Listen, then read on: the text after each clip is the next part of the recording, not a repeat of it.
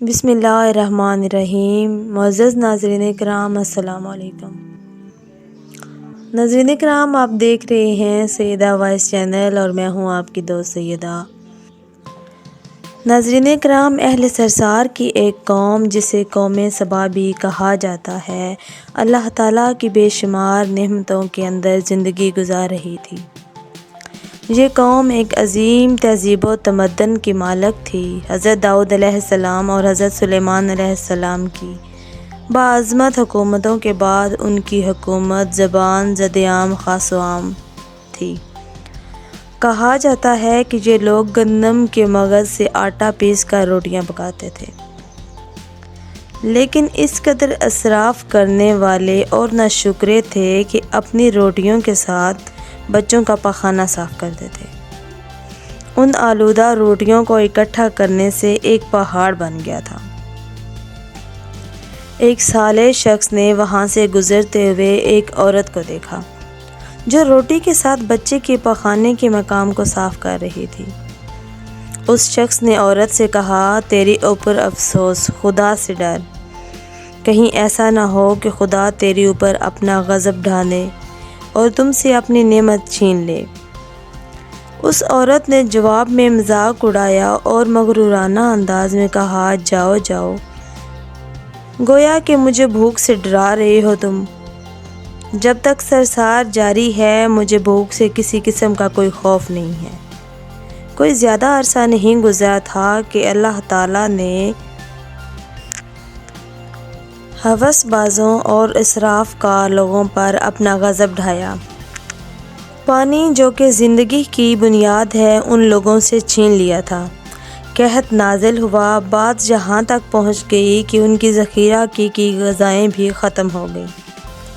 آخرکار وہ مجبور ہو گئے کہ انہی آلودہ روٹیوں پر ٹوٹ پڑیں جو ان لوگوں نے اکٹھی کر کے پہاڑ کی مانند ڈھیر لگایا ہوا تھا۔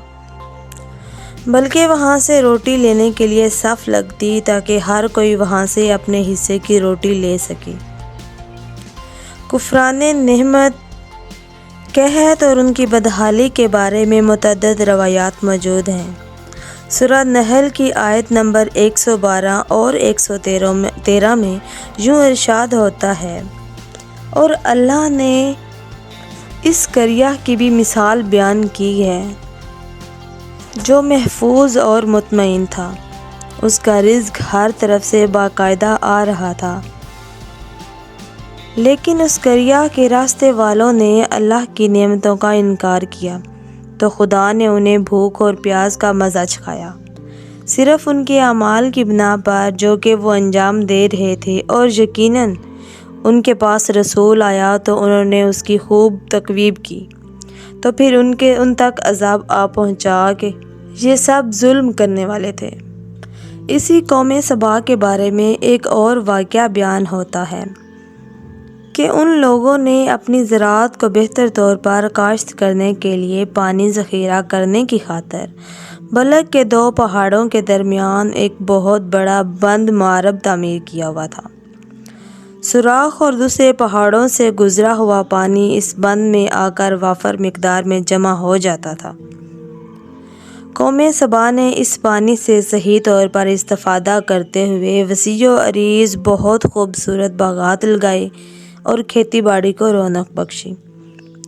ان باغات کے درختوں کی شاخیں اس قدر پھلوں سے لدی ہوئی ہوتی تھیں کہ کہتے ہیں کہ اگر کوئی شخص سر پر ٹوکری رکھ کر ان کے نیچے سے گزرتا تو پھل خود بخود اس میں گرنا شروع ہو جاتے اور قلیل مدت میں ٹوکری پھلوں سے بھر جاتی۔ اس قوم کے بہت سارے دیہات اور قریے تھے جو آباد اور آپس میں جڑے ہوئے ہوتے تھے، لیکن نعمتوں کی کثرت نے انہیں شکر کرنے کے بجائے سرمست اور غافل کر دیا تھا، یہاں تک کہ کسان کے درمیان بہت بڑا طبقاتی نظام وجود میں آ چکا تھا۔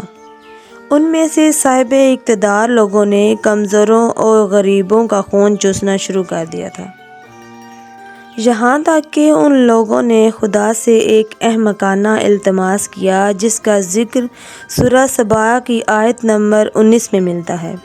انہوں نے کہا، خدایا ہمارے سفروں کے درمیان فاصلہ زیادہ کر دے۔ انہوں نے اللہ تعالیٰ سے یہ التماس اس لیے کیا تاکہ غریب اور بے نوا لوگ عمرہ اور صاحب ثروت مند لوگوں کے ہمراہ سفر نہ کریں۔ ان کی خواہش یہ تھی کہ آبادی کے درمیان خشکی ہو اور فاصلہ بہت زیادہ ہو تاکہ تہی دست اور کم آمدنی والے لوگ ان کی طرح سفر نہ کر سکیں۔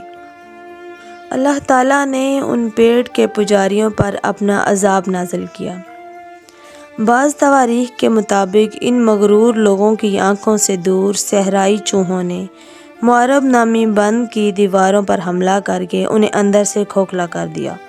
ادھر سے بارشیں اتنی زیادہ ہوئیں جن کی وجہ سے سیلاب آ گیا، اور اس میں بند میں پانی بہت زیادہ اکٹھا ہو گیا کہ اچانک بند کی دیواریں ٹوٹی۔ اس سے ایک بہت بڑا سیلاب آیا جس میں تمام دیہات، آبادیاں، مال مویشی، باغات، کھیتیاں اور ان کے محل اور گھر سب پانی میں غرق ہو کر نابود ہو گئے۔ ان کے باغات میں سے صرف کچھ پیلو اور بیری کے درخت اور کچھ جھاڑیاں بچی تھیں۔ خوش الحان پرندے وہاں سے کوچ کر گئے، جبکہ الوؤں اور کووں نے قوم سبا کے کھنڈرات میں اپنے گھونسلے بنا لیے تھے۔ اس بات کا ذکر سورہ سبا کی آیت نمبر 15 اور 16 میں ملتا ہے، اور آخر میں سورہ سبا کی آیت نمبر 17 میں قرآن کریم میں اس واقعے کا یوں نتیجہ نکالا ہے: یہ ہم نے ان کی ناشکری کی سزا دی ہے، اور ہم ناشکروں کے علاوہ کسی کو سزا نہیں دیتے ہیں۔ امید کرتی ہوں کہ آج کی ویڈیو اچھی لگی ہوگی۔ اگر ویڈیو اچھی لگے تو ویڈیو کو لائک کریں، اور مزید اس طرح کی ویڈیوز دیکھنے کے لیے ہمارے چینل کو سبسکرائب کریں۔ ملتے ہیں نیکسٹ ویڈیو میں، اجازت دیجیے، اللہ حافظ۔